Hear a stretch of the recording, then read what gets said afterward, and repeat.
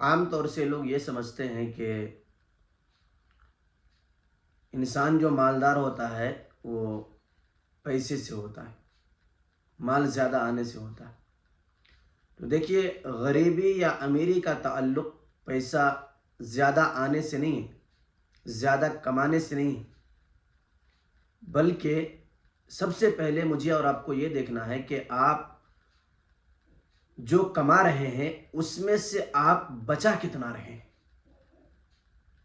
میرے کہنے کا مطلب یہ ہے کہ آپ چاہے جتنا بھی کمائیں، آپ کی سیلری 1 لاکھ ہے، 2 لاکھ ہے، یا پھر 50,000 ہے، 60,000 ہے، لیکن اگر آپ اپنی سیلری میں سے، آپ اپنی تنخواہ میں سے، آپ اپنے منتھلی کمائی میں سے اگر بچا نہیں پا رہے ہیں، پورا خرچ ہو جا رہا ہے، تو آپ ہمیشہ غریب ہی رہیں گے، آپ امیر کبھی بھی نہیں بن سکتے۔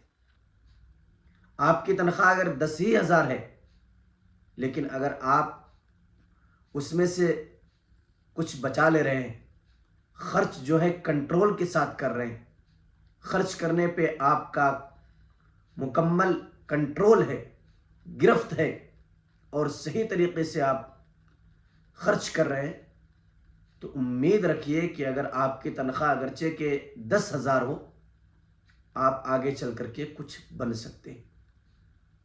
تو سب سے پہلے آپ اگر آگے کچھ بڑھنا چاہتے ہیں، آگے کچھ کرنا چاہتے ہیں، آگے چل کر کے کچھ اپنا جو ہے معیار بنانا چاہتے ہیں، اور مالداروں کے صف میں اپنے آپ کو کھڑا کرنا چاہتے ہیں، تو سب سے پہلے آپ اپنے خرچ کرنے پہ کنٹرول کریں۔